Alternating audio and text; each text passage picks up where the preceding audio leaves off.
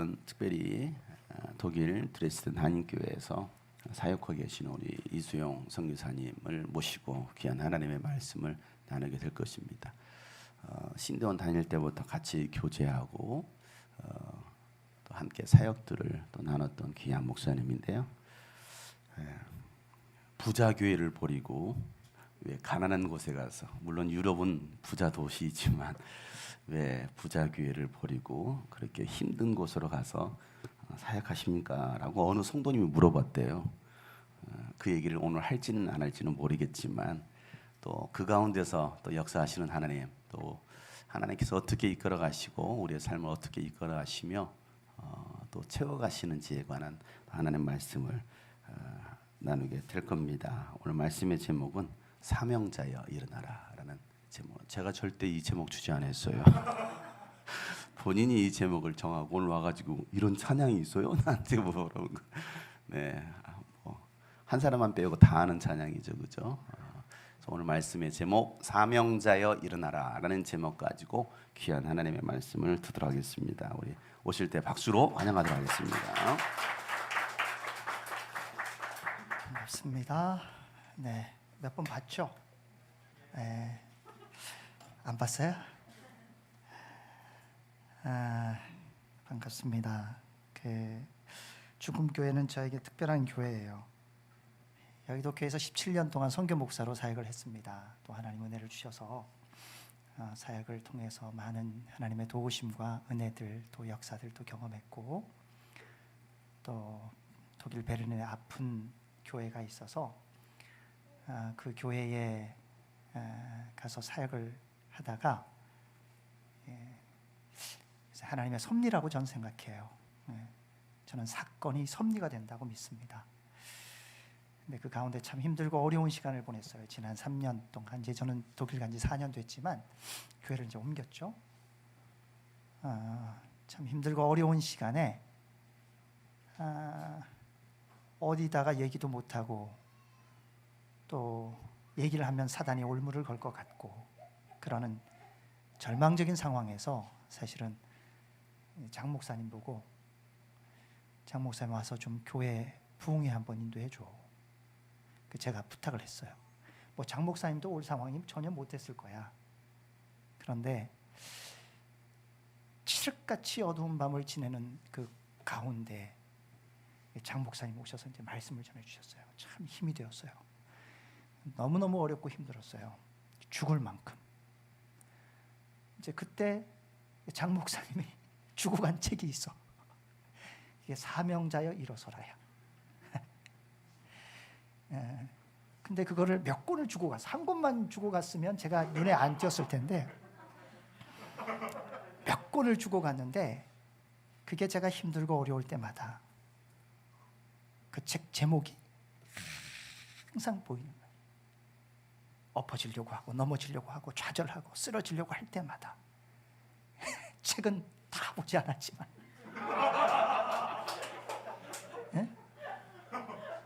사명자여 일어나라, 그 말씀에 제가 다시 한번 주님 앞에 섰어요. 청년의 시절에 누가 저에게 이제 문자를 보냈는데, 그때도 제가 좌절하고 어려워할 때 무익하고 공허한 일을 제쳐두고 우리를 부르신 영광스러운 주님의 부르심 앞에 분연히 일어서라, 이 말을 누가 문자로 저에게 보내줬어요. 그때도 제가 정신 바짝 차리고 일어설 수 있었는데, 장 목사님과 죽음교회가 지난 시간 동안 함께 해주었기 때문에 제가 여러분들 앞에 설 수 있는 거예요. 예? 안 그랬으면 제가 어떻게 될지 모르겠어요. 예. 마태복음 28장 19절로 20절 말씀 보면, 너는 가서 모든 족속으로 제자를 삼아 아버지와 아들과 성령의 이름으로 침례를 주고 내가 너희에게 분부한 모든 것을 가르쳐 지키게 하라고 말씀하셨어요. 그것을 영어로는 The Great Commission이라고 해요.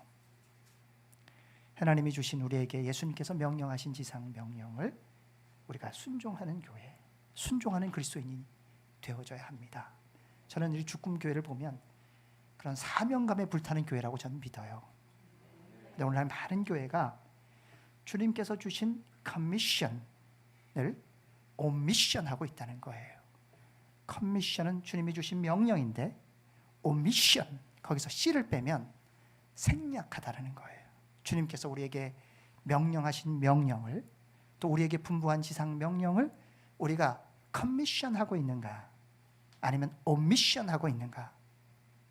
많은 교회들이 있어요. 많은 교회가 있지만 특별히 죽음교회는 주님의 지상 명령을 커미션하는 귀한 교회인 줄 믿습니다.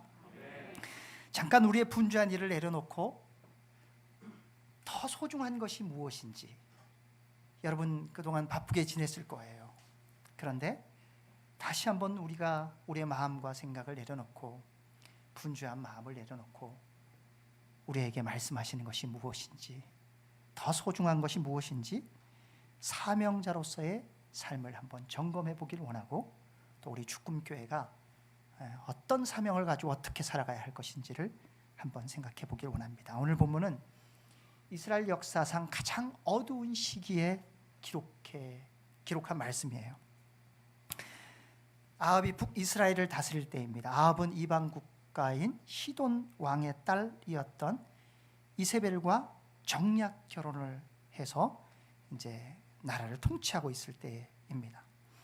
여러분 잘 알고 있는 것처럼 이세벨은 바알 숭배자였죠.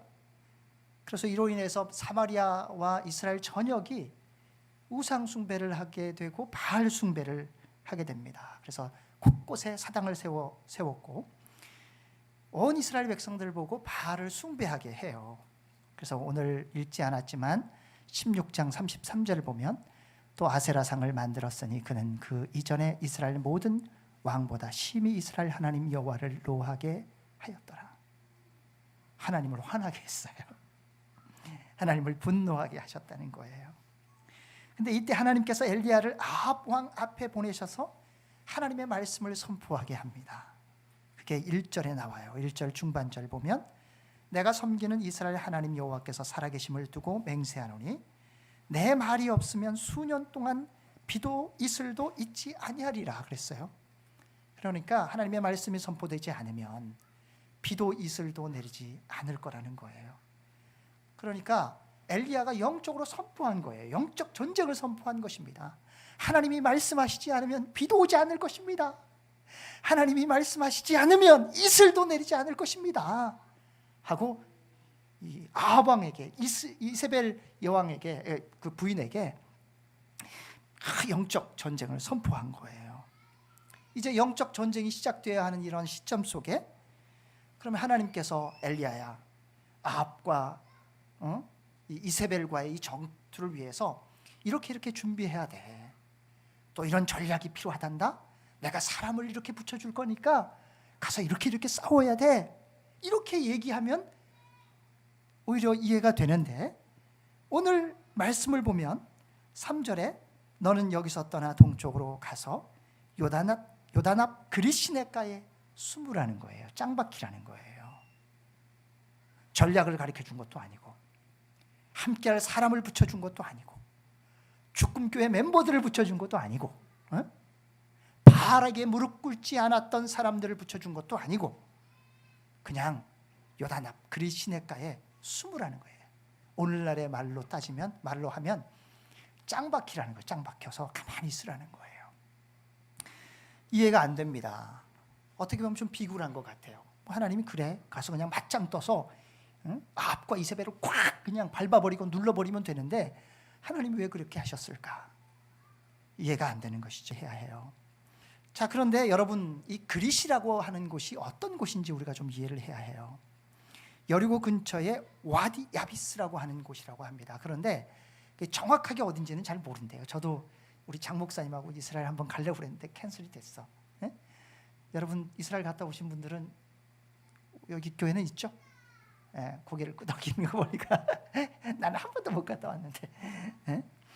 그런데 그릿이라고 하는 곳은 원어로 이야기하면 이런 뜻을 가지고 있다고 합니다. 단절된 곳, 분리된 곳이라는 거예요. 그러니까 하나님께서 엘리야를 단절되고 분리된 곳으로 이끌어 가신 거예요. 그리고 여기 그리 시냇가라고 이야기하지만 원어의 다른 번역을 보면 협곡이라는 단어를 가지고 있어요. 협곡. 그러니까 하나님께서 이 영적 전투 앞에서 하나님께서 그리 시냇가로 인도하셔서 분리되고 그 다음에 단절된 협곡과 같은 곳으로 하나님께서 인도하셔서 엘리야를 영적으로 무장시키셨다는 거예요.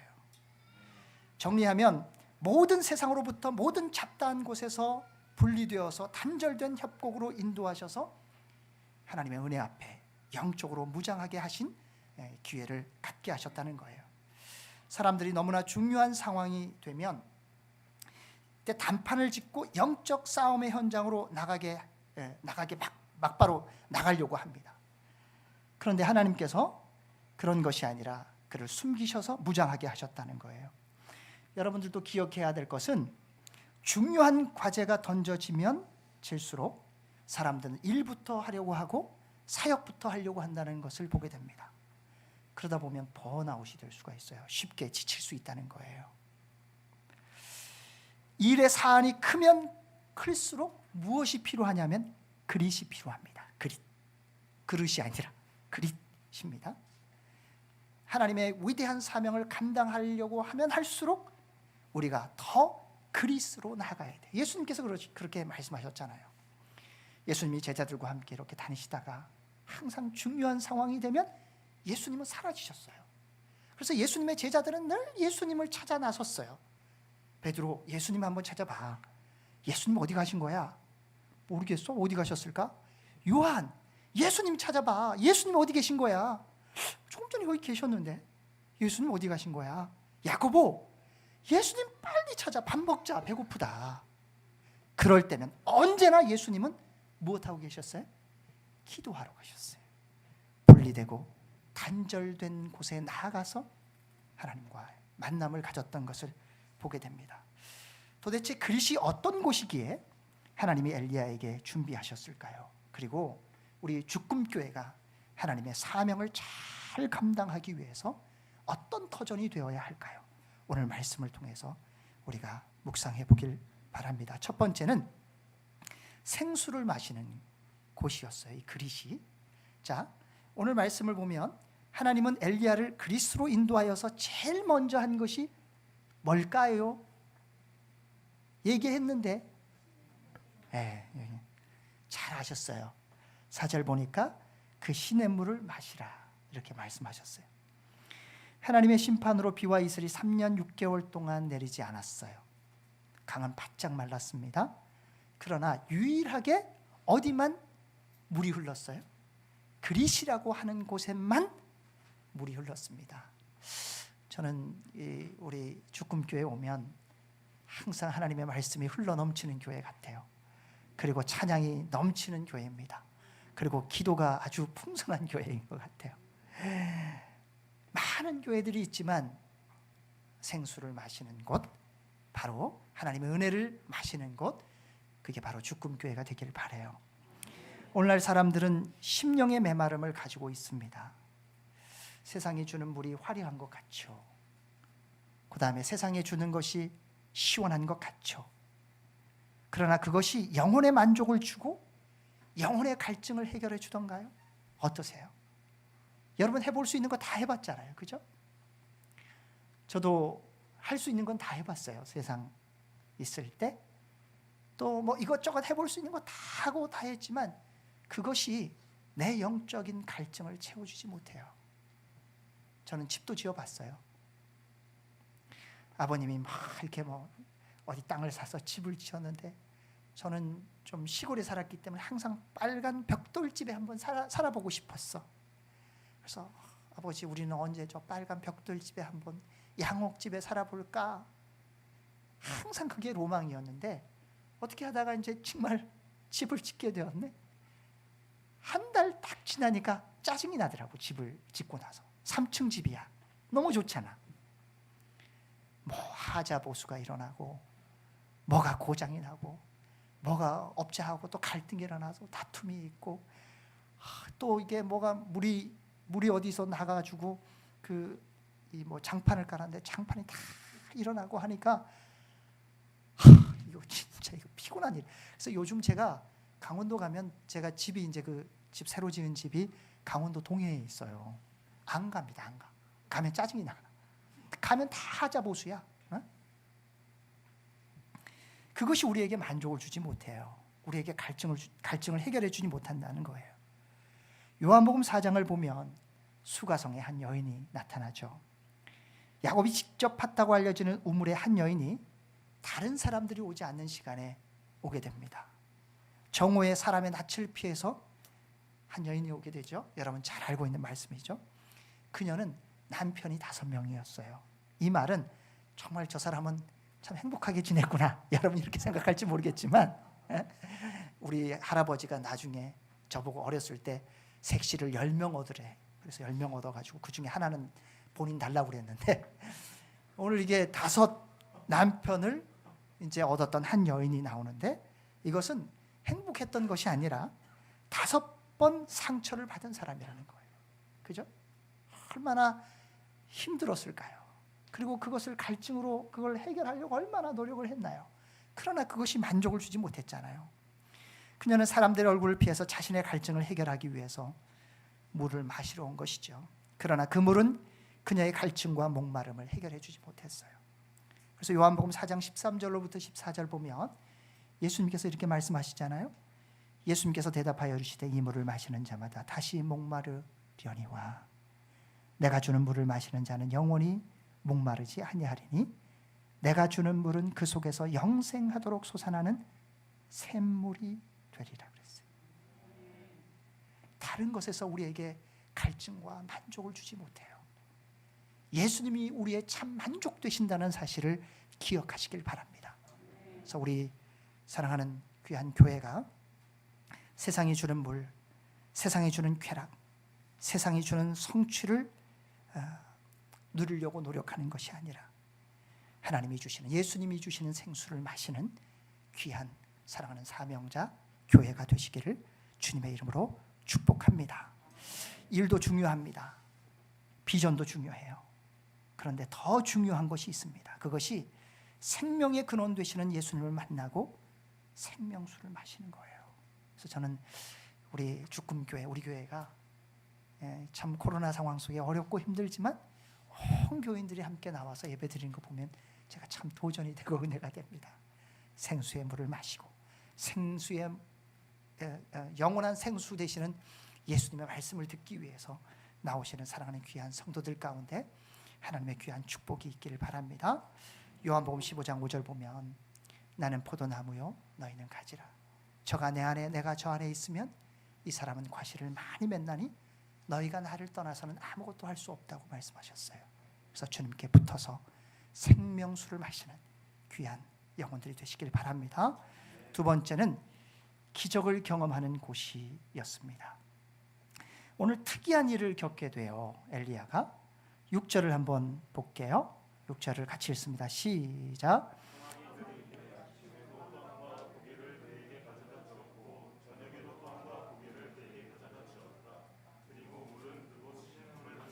예, 여러분은 어떠세요? 여러분들도 이 정도는 경험했죠? 예? 까마귀가 와서 오늘 말씀 보니까 아침에도 떡과 고기를 저녁에도 떡과 고기를 가져왔다고 그랬어요. 엘리야. 여러분 어떠세요? 그런 기적들을 경험하셨나요? 예. 근데 오늘 4절에도 그 시냇 물을 마시라 내가 까마귀들에게 명령하여 거기서 너를 먹이게 하리라. 이건 누가 하신 거예요? 하나님이 하신 거예요. 엘리야를 그리 시냇가에 숨기시고 거기서 생수를 마시게 한 후에 아침에도 떡과 고기를 저녁에도 떡과 고기를 하나님이 공급하셨어요. 응? 하나님이 공급해 주셨다는 거예요. 여러분 까마귀는 남의 입에 있는 것도 빼앗아 먹는 동물이라고 그래요. 그런데 자기 입으로 떡과 고기를 가져다 주었다는 것은 이건 하나님의 놀라운 역사와 기적이라는 것입니다. 그러니까 전혀 기대치 않는 곳에서 전혀 상상할 수 없는 방법으로 공급하고 채워주시는 것. 그러니까 하나님이 역사하시고 기적을 베푸시는 것이죠. 이 그릿이라고 하는 곳에서 엘리야가 기적을 경험한 거예요. 하나님이 준비하시면 전혀 기대하지 않는 곳에서 온다는 사실을 여러분 기억하시기를 바랍니다. 만약에 엘리야가 하나님의 이 놀라운 기적을 경험하지 않았다면 갈멜산 앞에서 설 수 있었을까요? 까마귀가 아침과 저녁에 떡과 고기를 공급하고 또 하나님의 놀라운 기적을 경험하지 않았다면 당당하게 영적 대결 앞에 서서 하나님의 놀라운 사역을 감당할 수 있었겠는지 한번 생각해 보세요. 저도 제가 제 인생을 살아오면서 하나님의 기적을 참 많이 경험했어요. 제가 여기 앉아 있으면서 말씀을 잠깐 묵상하는데 제가 이제 그런 생각이 나요. 제가 신학교 다닐 때 이렇게 어디 나가야 되는데 돈이 하나도 없는 거야. 밥도 먹어야 되는데 밥 먹을 돈도 없는데 어떻게 하지? 배는 고픈데. 그러다가 이제 옷을 탁 입어서 이렇게 하는데 뭐가 만져지는 거예요. 그래서 이게 뭔가 그런데 이게 종이 같은 게 만져져서 이렇게 보니까 뭐가 아무것도 없는데 이상하다. 한참 뒤져보니까 이 안에 있는 이 안주머니 안에 구멍이 하나 나 있었던 거예요. 그 안에 이렇게 쏙 집어넣었더니만 거기에 10,000원짜리가 이 밑에 여기에 들어가 있는 거야. 하나님의 기적이지. 그때 참 필요하고 힘들 때 하나님이 공급해 주셨어요. 또 학교 다닐 때 보면 등록금을 못 내서 참 힘들고 어려울 때도 하나님께서 그때마다 공급하시고 인도하시는 것을 보게 되었습니다. 또 주kum교회도 제가 이렇게 보면 우리 장 목사님이 광명에서 교회를 사역하셨다가 또 이쪽 와서 교회를 개척할 때 제가 다 이해하지는 못하지만 뭐 여러 가지 어려움과 힘든 시간을 지나면서 제가 볼 때는 하나님의 기적이 계속 있었던 것 같아요. 그래서 여기까지 인도해 주셔서 주차장도 있는 그리고 엘리베이터도 있는. 저는 저희 교회 엘리베이터 없어요. 탁 누르면 엘리베이터 탁 내려오고 그거 타고 쭉 올라와서 주일날 아무도 안 쓰잖아요. 여기서 힘차게 찬양하고 예배 드릴 수 있는 이 놀라운 축복과 기적을 경험하게 하신 것을 감사합니다. 그런데 여러분, 이 기적을 경험했던 그릿을 통해서 엘리야가 담대히 하나님 앞에 설 수 있었다는 거예요. 까마귀를 통해서 떡과 고기를 주신 하나님, 어떤 것도 주시고 함께 하신다는 확신이 엘리야가 그곳에서 경험하지 않았겠어요? 하나님은 하신다. 하나님은 반드시 이루신다. 지금 너무 어렵고 힘들지만 하나님께서 도와주신다. 하나님이 지금까지 인도하셨기 때문에 하나님께서 반드시 승리를 주신다. 그걸 경험하게 됐다는 거예요. 여러분, 코로나 때문에 참 살기 힘드시죠? 사업하는 것도 힘들고 직장에서 뭐 이렇게 일하는 것도 힘들고 뭘 하려고 하는 것도 힘들고 어렵지만 잘 생각해 보세요. 지금까지 하나님께서 기적적으로 인도해 주셨다니까. 하나님이 도와주셨어요. 그렇다면 우리의 인생길을 하나님께서 선하게 인도해 주지 않겠어요? 하나님께서 축복해 주지 않겠냐? 바로 엘리야를 그릿이라고 하는 곳에 넣어서 하나님의 은혜를 경험하게 하는 거지. 하나님이 주시는 기적을 경험하게 되는 거지. 까마귀를 통해서 떡과 고기를 먹여주시고 하나님의 사랑을 경험한 후에 마침내 엘리야가 하나님 앞에 나가는 거예요.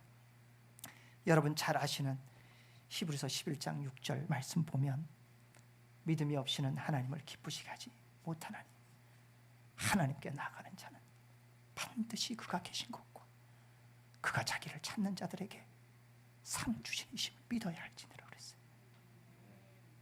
그릿이라는 곳에서 하나님께서 믿음을 충전시켜 주시고 기적을 통해서 하나님을 절대적으로 신뢰하게 하신 그런 시간을 갖게 하셨다는 거예요. 저는 이 주kum교회가 이 터전이 이 그릿이 되시길 바랍니다.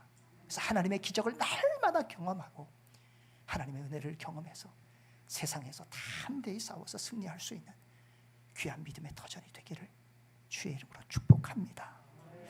세 번째는 사명을 위해 준비하는 곳이었어요. 여러분 오늘 말씀을 보면 마실 물이 있었단 말이에요. 다른 곳에는 마실 물이 없었는데 그릿이라고 하는 곳에만 마실 물이 있었어요. 떡도 주고 고기도 주고 얼마나 좋겠어.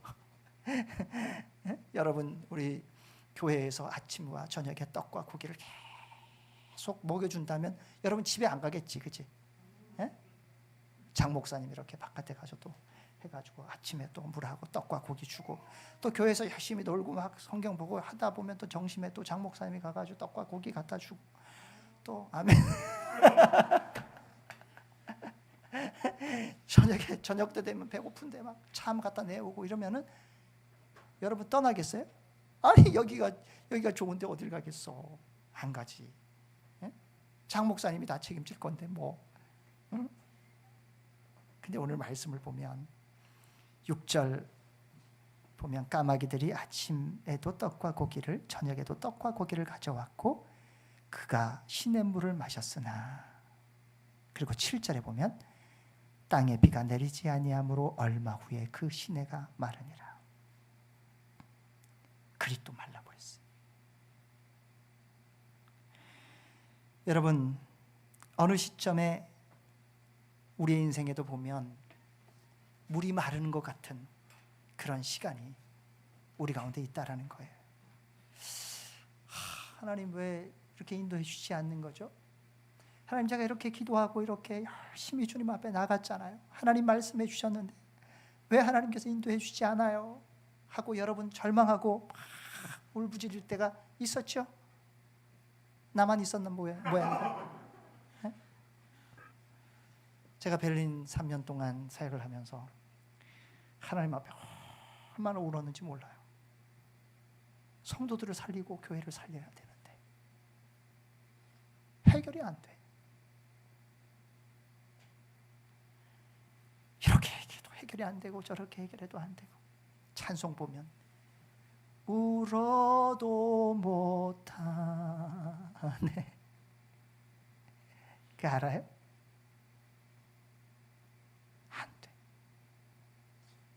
그래도 안 되니까 주님여 이 손을 꼭 잡고 가소서. 울어도 안 돼. 교인들은 너무 힘들어하는데 문제도 해결이 안 되고 하나님은 침묵하시고,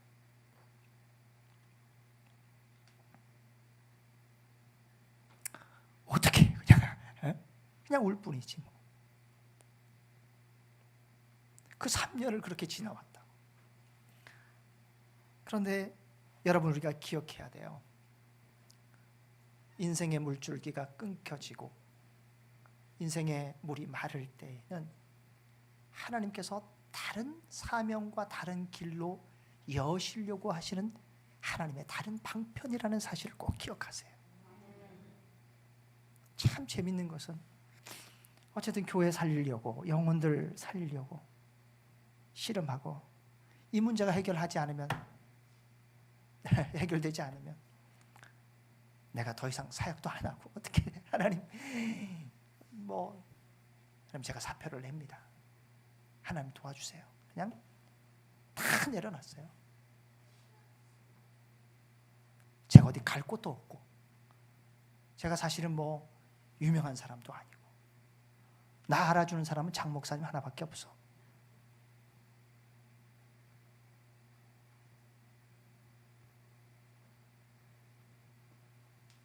그런데 아침에 조용히 기도하는데 옆에 있는 선교사님이, 목사님, 혹시 목사님 베를린 교회 사역 그만둬요? 어디다가도 얘기를 안 했는데, 왜요 목사님? 그러니까 그 목사님이 제가 1월에 하나님께서 말씀하셔서 교회를 옮기고 떠나라고 합니다. 드레스덴 한인교회 안창호 목사님이 어디 갈 곳이 있는 것도 아닌데 그냥 하나님이 말씀하셔서 교회를 비우래. 근데 하나님께서 이수영 목사 거기 오라고 하신 것 같다고. 하나님께서 기적적으로 그리로 인도하셨어요. 헝가리로 가야 되나? 어디 뮌헨에 가서 개척을 해야 되나? 이제 비자도 다 끝났는데 애들은 와서 3년 동안 고생하다가 아빠 엄마의 헌신으로 애들만 속된 말로 고생하다가 이렇게 들어가면 이게 애들은 어떻게 되나? 근데 하나님 그렇게 옮겨주셨어요. 근데 오늘 말씀 보세요. 8절을 보면 7절을 보면 땅에 비가 내리지 아니하므로 얼마 후에 그 시내가 마르니라. 8절 여호와의 말씀이 엘리야에게 임하여 이르시되 물이 마르자 하나님께서 사명을 주시고 말씀하셨어요. 인생의 물줄기를 다른 방향으로 옮기셨다는 거예요. 하나님의 사명을 거기서 깨닫고 거기에 머물러 있었던 것이 아니라 일어나서, 그릇이 얼마나 좋은 곳이야. 다 공급해주고 다 채워주고 까마귀를 통해서 기적도 경험하고 생수를 마시는 귀한 축복의 터전임에도 불구하고 거기를 마르게 하심으로 하나님께서 사명을 주셔서 하나님의 일을 감당하게 하셨던, 하나님이 말씀하셨다는 거예요. 여기 8절 보니까 이렇게 9절 보면 이렇게 말씀하죠. 너는 일어나 시돈에 속한 사르밧으로 가서 거기 머물라. 내가 그곳 과부에게 명령하여 내게 음식을 주게 하였으므로. 사명을 감당하게 하시죠. 그리고 마침내 갈멜산으로 올라가게 합니다. 여러분, 편한 곳이라고 해서 머물러 있으면 하나님의 뜻을 이룰 수 없어요. 우리끼리 머물러 있으면 너무 좋죠. 우리끼리 말씀 보고 기도하고 우리끼리 은혜 받으면 참 좋죠. 그러나 그게 다가 아니에요. 아무것도 하지 않고 편히 쉬고 즐기고 놀기를 좋아합니다. 사람들은 사명도 없이 영적인 부담도 내려놓고 조용히 주님의 말씀만 듣고 은혜만 받기를 원해요. 여러분들은 그렇지 않겠지만 많은 사람들이. 근데 마태복음 17장 1절부터 8절 보면 변화산 사건이 나오거든요. 그 변화산 사건에 베드로와 야고보와 요한이 함께 가요. 그런데 거기서 제자들이 베드로가 예수님 여기가 너무 좋습니다. 여기 초막셋을 지었으면 좋겠습니다. 하나는 예수님을 위해서, 하나는 엘리야를 위해서, 하나는 모세를 위해서 지었으면 좋겠습니다. 여기서 계속 주님과 함께 머물러 있기를 원합니다. 그렇게 했어요. 근데 나중에 9절을 보면 예수님께서 제자들을 데리고 나아가서 귀신 들린 자를 쫓아내고 천국 복음을 선포하고 전하게 되거든요. 그리스도 마찬가지예요. 그곳에서 머물러 있게 하셨을 뿐만 아니라 거기서 사명을 주시고 다시 사명자의 길을 나가게 하신 곳이 바로 그리스라는 사실을 기억하시길 바랍니다. 여러분, 찬송가 442장 보면 여러분 잘 아시는 찬양이에요. 저 장미꽃 위에 이슬, 알죠? 저만 알아요? 응? 알죠? 거기 찬송 442장 3절을 보면 그런 찬양이 있어요. 반주가 가능할까요? 나만 부를 거야. 따라하지 마세요.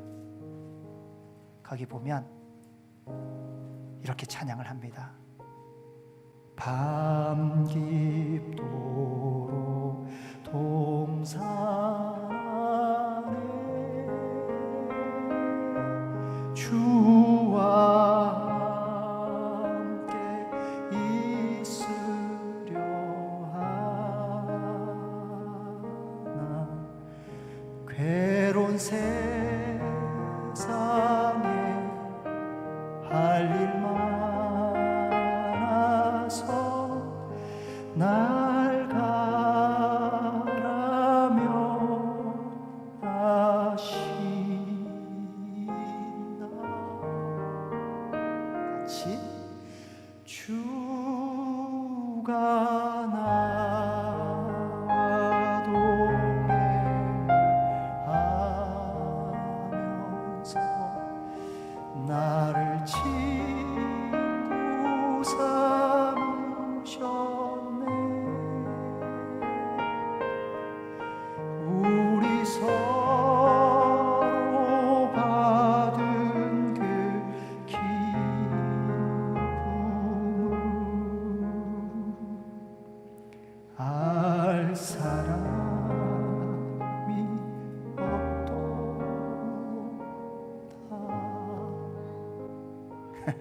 아멘이세요? 네. 그리스에 머물러 있게만 하지 않으셨어요.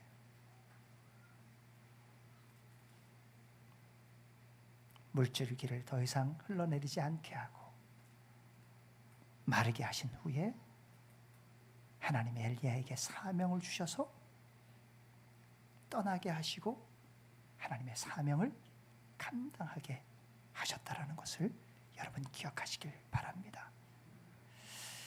우리 주금교회가 저도 이제 다음 주에 들어가요.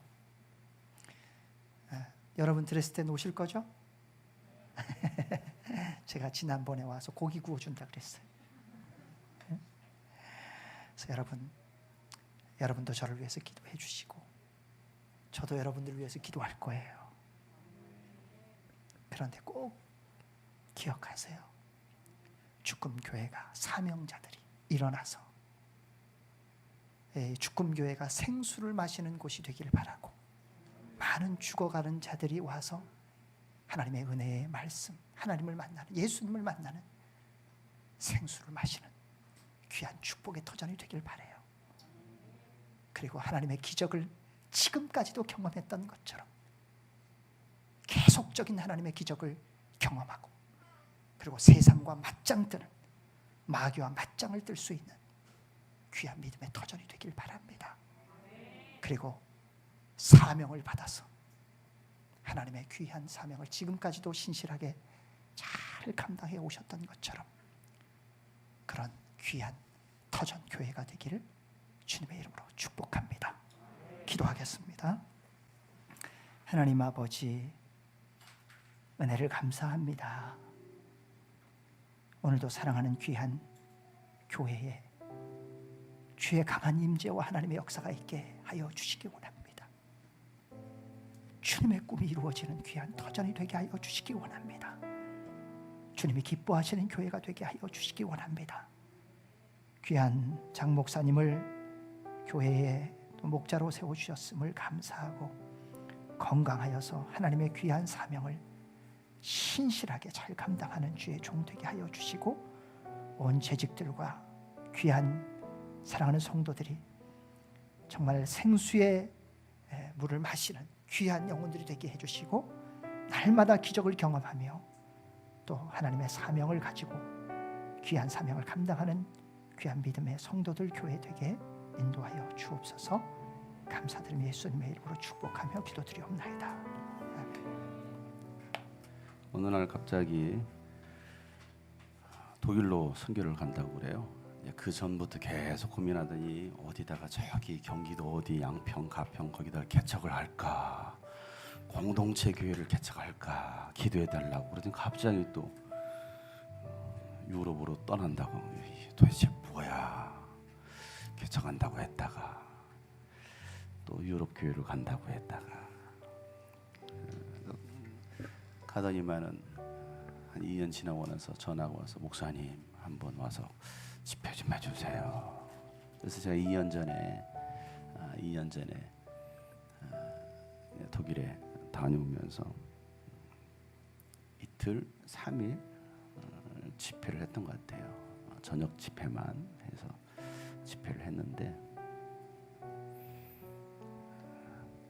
둘째 날인가 셋째 날 집회가 끝나고 나서 성도분이 강사님 대접하고 싶다고 식사 한번 하자고 그랬다는 거예요. 그래서 알겠다고 한인 식당에 갔습니다. 그 베를린 한인 식당에 갔어요. 김치찌개를 시켜줬어요. 거기에서 김치찌개 12,000원이었나 얼마였던 것 같아요. 김치찌개를 시켜주고 맛있게 먹었어요. 식사 끝나고 나서 나오는데 우리 이수영 목사님 하는 소리가, 목사님 저 우리 교인들한테 밥 한 끼 지금까지 얻어 먹어본 적이 없어요.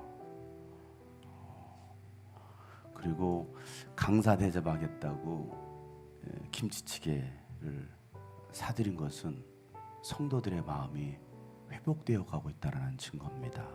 마음이 열리고 있나 봐요. 이건 기적이 일어났어요. 밥 먹고 나서 나와서 하는 저 김치찌개 얻어 먹고 기적을 경험했어요. 그 정도로 성도들의 마음이 굉장히 많이 상처와 또 닫혀 있었고, 굉장히 가장 힘든 시기에 가서 제가 3일 동안 소리 지르고 왔거든요. 회복돼야 된다고, 다시 일어서야 된다고. 그리고 나서 또 한 1년간의 또 그런 시기들을 보내오고, 지금은 독일의 남부 쪽에는 조그마한 가난한 도시입니다. 작은 도시예요. 드레스덴이라는 그런 작은 도시에서 또 열심히 1년 동안 사역하고 계시는데, 하나님의 계획은 우리는 다 알 수 없잖아요. 하나님의 뜻은 우리는 다 알 수 없습니다. 그러나 그 가운데 하나님의 뜻을 정말 깨닫고 순종하는 거, 하나님이 가라 하시면 가고, 어디로 가라 하실지 모르겠어요. 어디로. 제가 알기로는 원래 예수 목사님은 카자흐스탄 그쪽 지역으로 사실은 선교하러 가고 싶다라고 했었는데, 카자흐스탄 그쪽이 아닌 지금은 독일 쪽에서 이 사역들을 하고 있습니다. 여러분 생각나실 때마다 독일 드레스덴 한인교회 우리 이소용 선교사님 함께 기도해 주시고, 또 가족들을 위해서도 기도해 주셔서 정말 그 땅에 예수 그리스도 복음을 세우는 일에 또 귀하게 쓰임 받는 우리 가정 될 수 있도록 여러분 함께 기도해 주시길 바랍니다. 오늘 말씀 기억하시면서 사명자여 일어나라, 주의 길 예배하라, 주님 곧 오시리라. 우리 말씀 기억하면서 이 찬양하고 뜨겁게 기도하는 시간 갖도록 하겠습니다.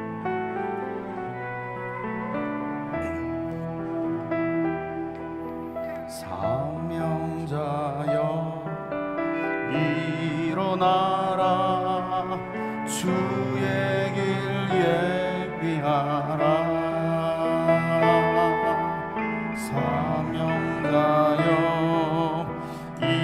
일어나라, 주님 곧 오시리라. 사명자여 일어나라, 사명자여 일어나라, 주의 길 예비하라. 사명자여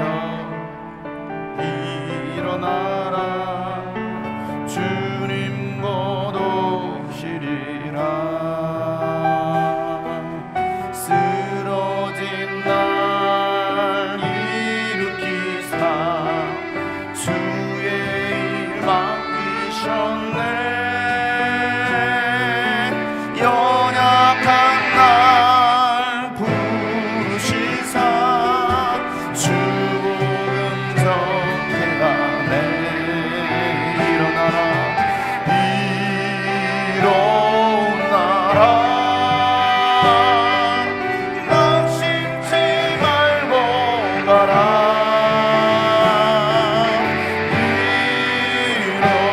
일어나라, 주께서 함께하네.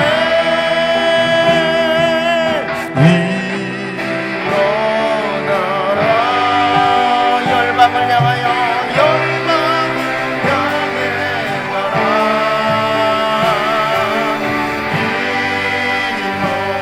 일어나라,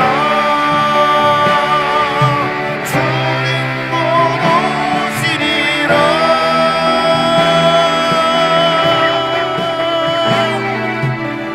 길과 진리 생명 되신 예수 그리스도의 이름을 찬양합시다. 길과 진리 생명 되신 우리 주 찬양하라. 다시 오시 만왕의 왕 주 이름 찬양하. 길과 진리 생명 되신, 길과 진리 생명 되신 우리 주 찬양하라. 다시 오시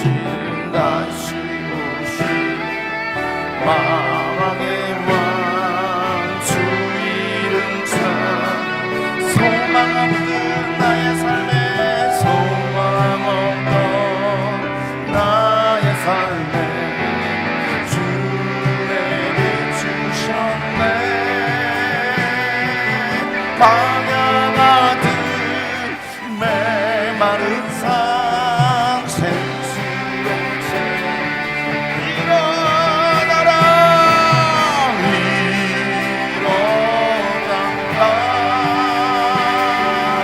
낙심치 말고 가라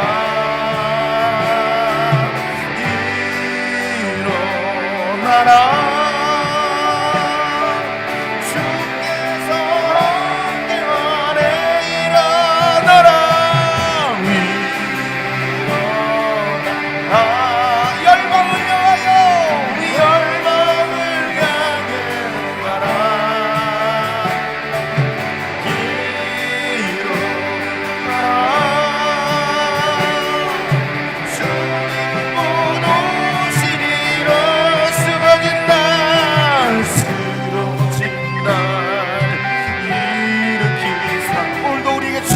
맡기십니다. 일어나 가라 그리스도에 따로 가라 연약한 날 무시사 주고 소망 없던 나의 삶에 찾아오신 예수 그리스도 소망 없던 나의 삶에 주의 비치셨네 광야 같은 메마른 산 생수로 채우시네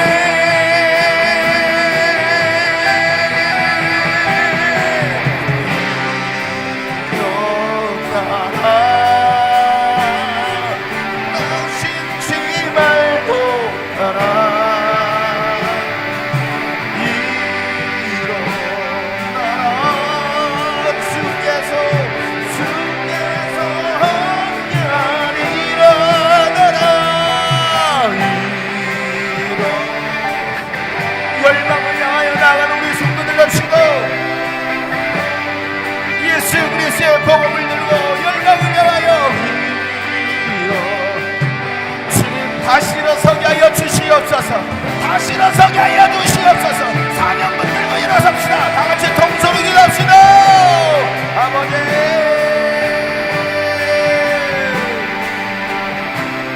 사명자여 일어나라 사명자여 일어나라 주님 말씀 다시 일어서게 하여 주시옵소서 다시 일어서게 하여 주시옵소서 일어나라 낙심치 말고 가라 일어나라 주께서 함께하네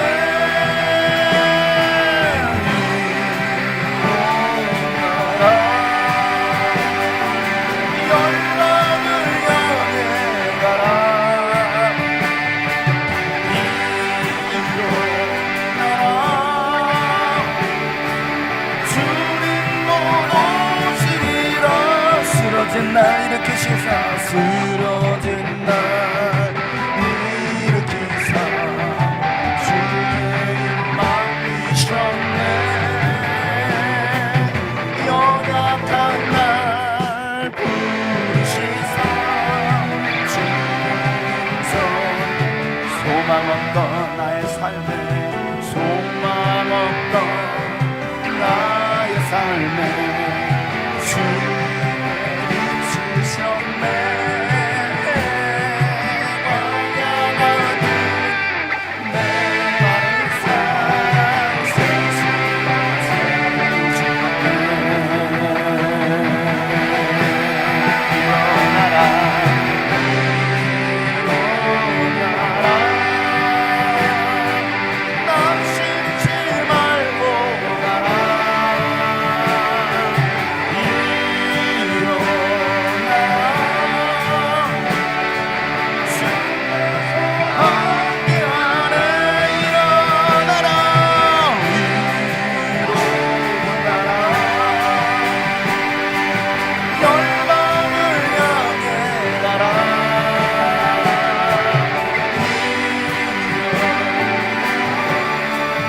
모두 다 자리 일어서겠습니다. 다 자리 일어서서 일어나라. 낙심치 말고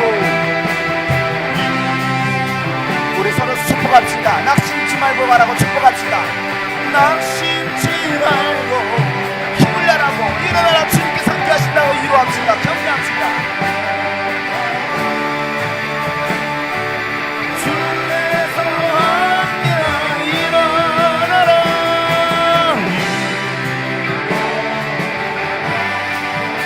열방을 향하여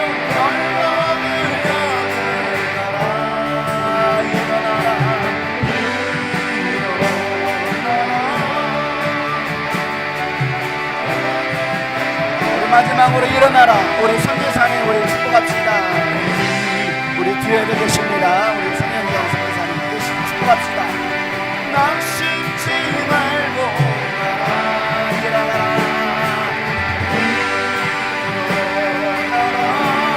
주께서 우리 마지막으로 일어나라. 열방을 향하여 열방을 향해 일어나라. 주님 곧 오시리라. 주님 곧 오시리. 주님 곧 오시리라. 주님 곧 오시리라. 주님 곧 오시리라.